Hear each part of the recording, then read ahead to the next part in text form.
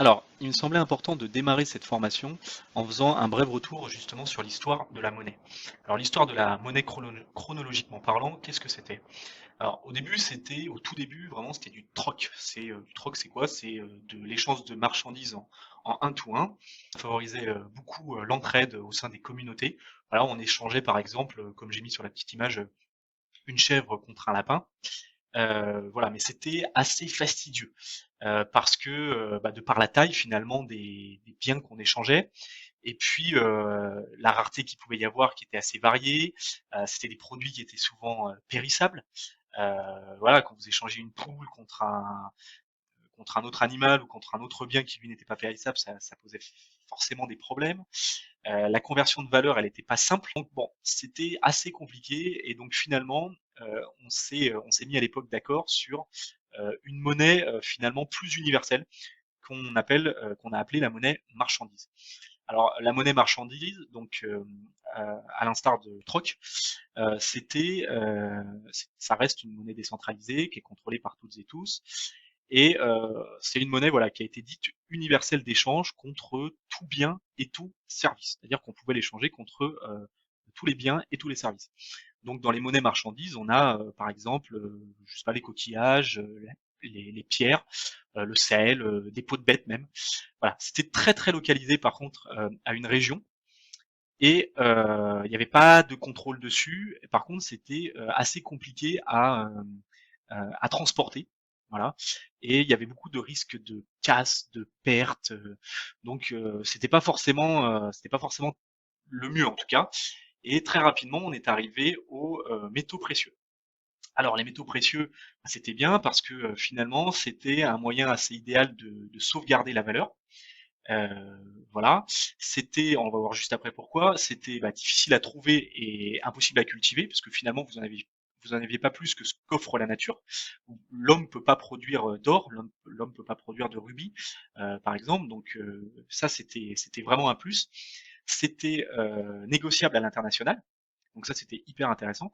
C'est des matières aussi, les métaux précieux qui ne périssent pas, voilà. Et puis même si ça se casse, on parlait de sauvegarde de valeur, même si ça se casse, et ben finalement c'est assez, ça garde la même valeur. C'est juste elle est sectionnée, mais ça garde la même valeur. Un morceau de rubis qui se casse, bah finalement vous pouvez toujours lui donner une valeur. Voilà. Le problème de cette monnaie, les métaux précieux, c'est que c'était peu pratique à gérer. Parce qu'il fallait la peser, il fallait la mesurer, le transport était assez compliqué, il y avait beaucoup de risques de vol, donc c'était pas forcément simple. Par contre, encore aujourd'hui c'est vrai, au XXIe siècle, ça reste quand même une valeur refuge. Ensuite on est passé à la monnaie métallique. Alors, l'avantage de la monnaie métallique, c'est que c'était assez facile à transporter, à échanger. C'était aussi, il faut le savoir, un symbole du pouvoir. C'est pour ça que souvent sur les anciennes pièces de monnaie, vous voyez d'estampiller la tête du roi finalement qui détient la monnaie. C'était contrôlé du coup par les rois et les gouvernements. C'est la première monnaie centralisée justement où quelqu'un avait la main mise dessus. Voilà. Le problème des monnaies métalliques, c'est que c'était facilement falsifiable. On pouvait en créer à foison. Et le problème de ça, bah, c'est que ça générait de l'inflation et une dévaluation de la monnaie. Parce que forcément, plus vous créez de monnaie, bah, plus vous la dévaluez. Voilà. Donc aujourd'hui, il faut savoir que pour éviter que les États justement créent de la monnaie, ils sont obligés de déléguer la création de la monnaie à la banque centrale. Et ils doivent emprunter l'argent, justement, cette fameuse monnaie, sous forme d'obligation. Aujourd'hui, les États ne peuvent plus produire comme ça, ils délèguent cette création de monnaie à la banque centrale, à une banque centrale, et ils sont obligés d'emprunter cet argent à des taux hein, sous forme d'obligation. Voilà. Ensuite est apparue la monnaie papier.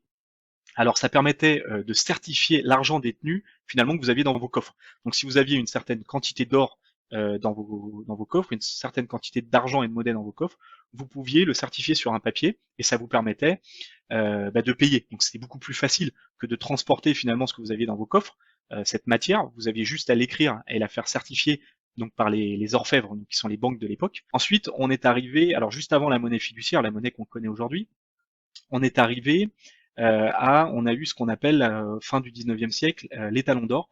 Les talons d'or, c'est plus vous aviez d'or dans vos coffres, plus vous étiez en capacité et plus vous aviez le droit de produire de la monnaie papier. Et ça a été très vite arrêté après les deux guerres mondiales, qui ont été financées entre autres par ce qu'on a appelé la planche à billets.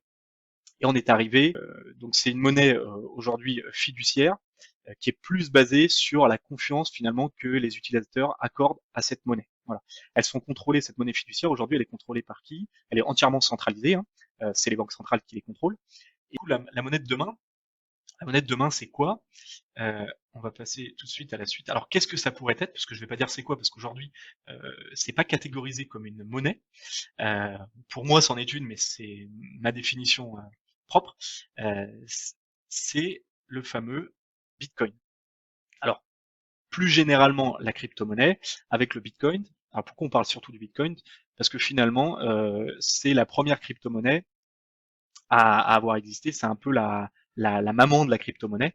Voilà, donc le Bitcoin. Alors le Bitcoin, il faut savoir qu'il a été créé en 2009 par Satoshi Nakamoto. Alors je le mets entre guillemets parce que réellement personne ne sait qui est véritablement Satoshi Nakamoto. On ne sait pas si c'est un homme, si c'est une femme, si c'est un groupe de personnes, si c'est une association, si c'est une organisation, personne ne sait. Donc on l'appelle Satoshi Nakamoto. Voilà, il était créé en 2009 par cette entité, cette personne, je sais pas.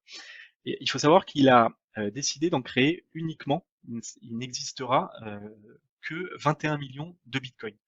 Alors qui auront été, on le verra par la suite, qui auront été minés, donc qui ont été découverts d'ici à 2140. Alors vous allez me dire, mais s'il n'y en a que 21 millions, comment tout le monde pourra acheter avec des bitcoins? Ce sera pas possible. Si, parce que il existe une déclinaison au bitcoin, c'est-à-dire que vous avez le bitcoin, et derrière, 8 chiffres après la virgule, donc 0,000000001, vous avez ce qu'on appelle le Satoshi. Et donc là, vous voyez que finalement, vous pouvez avoir une quantité de bitcoin, donc de Satoshi, qui est énorme et qui pourrait satisfaire à des échanges et des transactions dans le monde entier sans aucun problème. Alors pourquoi il a été créé? Il a été créé donc suite à la crise financière de 2008 qu'on connaît tous, et l'objectif c'était de remplacer les monnaies dites fiat. Alors c'est quoi les monnaies fiat? C'est les monnaies qu'on connaît aujourd'hui, hein, l'euro, le dollar par exemple, sont des monnaies fiat. Et il voulait créer une espèce d'indépendance vis-à-vis des gouvernements. Alors ça c'est pareil, on expliquera après comment il a réussi justement à le faire. Il voulait donc une monnaie et un système de paiement complètement décentralisé. Ça pareil, on va en parler juste après, grâce à la technologie de la blockchain. C'est ce sur quoi repose aujourd'hui le Bitcoin crypto-monnaie. Alors, je vous dis pas encore le dernier point là, je voudrais juste passer aux altcoins. Je l'ai dit, il existe la mère des crypto-monnaies qui est effectivement le Bitcoin, mais il existe aussi tout ce qu'on appelle les altcoins, donc les alternative coins, tout ce qui est alternatif au Bitcoin, ce sont d'autres crypto-monnaies. Il faut savoir qu'au moment où je vous parle et je fais cette formation, je crois qu'il y en a un peu plus de 5000. Alors, il faut savoir aussi qu'il y en a beaucoup qui vont disparaître, hein, parce que là, on est un peu dans l'émulsion, même si ça a une dizaine d'années, on est un peu dans l'émulsion de la crypto-monnaie. Il y en a quand même beaucoup qui vont disparaître. Donc, les altcoins, c'est tout ce qui sont autres que le Bitcoin. C'est toutes les crypto-monnaies autres que le Bitcoin. Vous avez par exemple l'Ethereum, vous avez Cardano, vous avez VeChain, vous avez IOTA, vous en avez plein. Vous en avez près de 5000. Et tout ça, ça repose sur une technologie, la technologie décentralisée qu'on appelle la blockchain, qu'on va voir tout de suite après.